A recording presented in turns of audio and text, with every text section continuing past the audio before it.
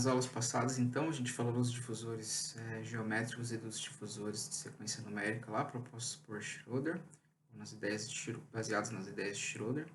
E a gente viu um pouco do problema sobre a periodicidade, quando a gente tem um arranjo periódico de difusores, e que a gente utilizou a técnica da modulação para melhorar esse tipo de problema, para mitigar esse tipo de problema. E agora a gente vai falar dos difusores de superfície otimizada.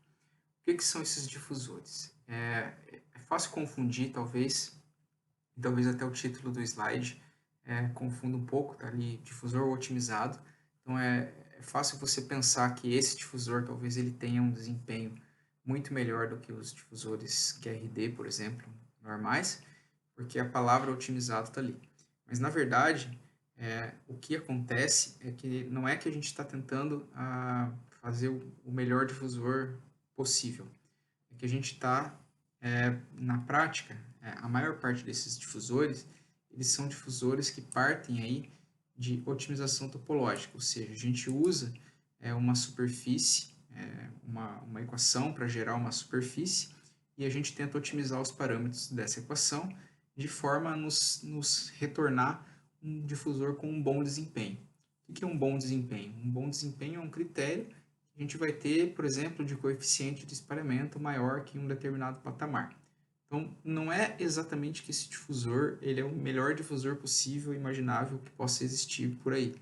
É que ele é feito com uma superfície, com uma equação tal, que gera uma superfície específica, que a gente vai ver logo mais que tipos de superfície existem para gerar esse tipo de difusor, e os parâmetros dessa equação, eles são otimizados de forma a nos dar um bom difusor, um difusor que tem um bom desempenho, que é, na prática, um desempenho compatível com os difusores QRD, por exemplo, Schroeder ou Omnifusor, por exemplo. Tá? A gente não consegue fazer um difusor que seja eficiente em toda a faixa de frequência, que valha para todo o espectro, por exemplo. Isso é muito difícil, porque isso tem a ver com a física do problema, com o tamanho das profundidades e das irregularidades do difusor. Tá? Então, para cobrir todo o espectro, a gente precisaria fazer um difusor muito grande. Mas como é que funciona esse método de otimização? Tá?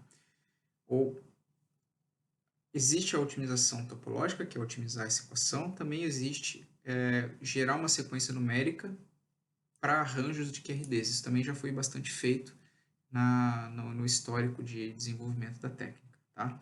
Mas o que é o método de otimização? Eu vou dar para vocês uma noção básica do método de otimização, porque a otimização é uma área muito grande da engenharia que tem um monte de detalhes. Tá? O que a gente vai ver aqui é uma introdução ao tema. Tá? Então, basicamente, como é que funciona esse tipo de método? A primeira coisa que a gente tem que fazer é que formar a geometria do aparato. Então, a gente vai criar uma geometria. Por exemplo, eu vou usar uma função gaussiana para criar uma geometria. É um approach que a gente pode dar. Tá? Então, vamos pensar nesse exemplo. A gente vai usar uma função gaussiana para gerar uma geometria. Essa função gaussiana, ou distribuição normal, ela tem uma média e um desvio padrão, que faz a curva ser mais fechada ou mais aberta. Tá? Então, a gente gera um valor de média, um valor de desvio padrão e cria uma gaussiana qualquer que vai gerar a minha superfície difusora. Tá? Eu acho que até a gente tem um exemplo aqui de superfície gaussiana. Isso aqui, por exemplo, é uma gaussiana, certo? Tem uma certa abertura e uma certa média. Mas o primeiro passo é gerar essa primeira geometria, a geometria número zero, vamos dizer assim.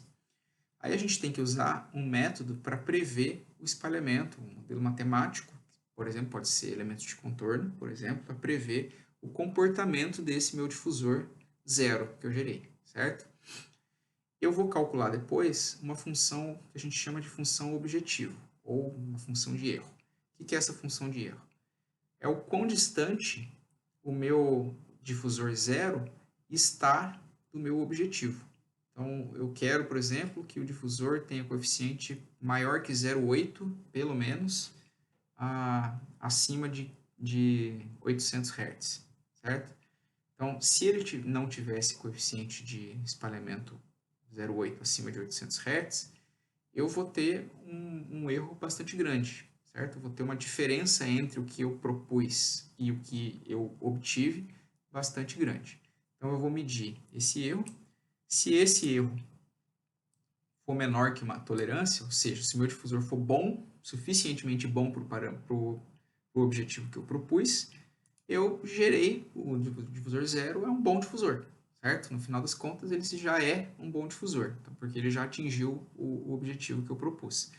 Agora, se esse erro for menor, for maior que essa tolerância, ou seja, se o erro não for menor que a tolerância, eu vou formar uma nova geometria, certo?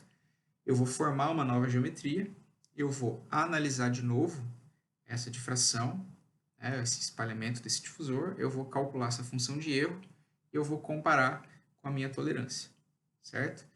E eu tenho que, eu não só gero outra geometria, como eu tento avaliar se a geometria que eu gerei vai na direção de uma melhora ou na direção de uma piora do desempenho. Isso aí como funcionam tipicamente os métodos de otimização. Então, se a geometria que eu gerei for numa direção contrária à melhora, eu tenho que, a próxima que eu for gerar, a terceira, ela vai ter que ser gerada em outra direção, certo? Se eu aumentei, por exemplo, a média, agora eu vou diminuir a média, o desvio padrão. Então, a ideia é que a gente vá gerando de forma a convergir sempre para um ótimo, tá? Mas o processo, ele é um processo interativo, né? Então, eu gero, calculo, prevejo como que vai ser o comportamento, calculo qual é a diferença entre o comportamento do que eu gerei e a minha função objetivo.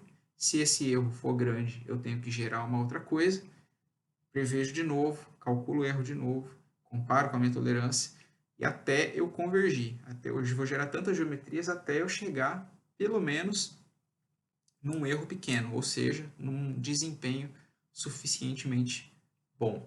Tá?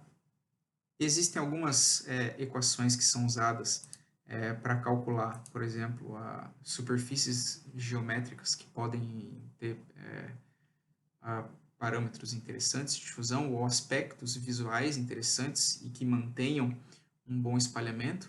Uma sequência que é usada, por exemplo, é uma função bidimensional ali de dois senos, né, no qual a gente vai ter um seno com uma amplitude e uma frequência, outro seno com outra amplitude e outra frequência, numa direção x e na direção y, certo? Então a gente vai criar esse tipo de superfície aqui, que é uma função, são duas funções senos na direção x e duas funções seno na direção y, certo? E eu vou otimizar esses parâmetros A1, K1, K1x e K1y, certo?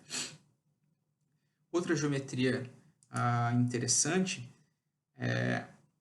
eu acredito, só deixa eu voltar lá no começo, porque eu acredito que a gente tenha um difusor desse tipo aqui numa foto, que eu não coloquei depois no slide.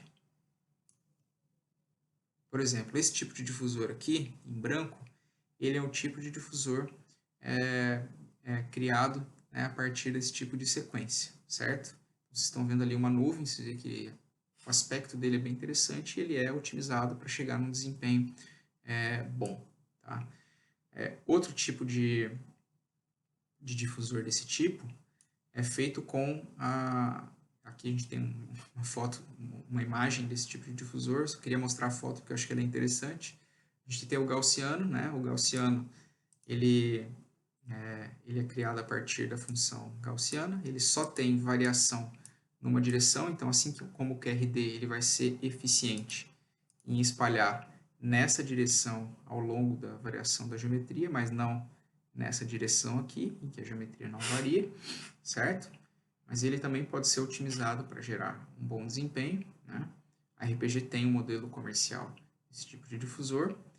E outros tipos de difusores a gente tem com SP-Line, né? Que é uma linha de interpolação entre pontos que eu vou definir. Então, os parâmetros de otimização aqui são os pontos ao longo da minha linha para os quais eu vou interpolar uma curva, né, um polinômio. Tá? Então, a gente tem difusores aqui unidimensionais que vão espalhar nessa direção, mas não na direção aqui y. E a gente tem os bidimensionais e vão espalhar nas duas direções.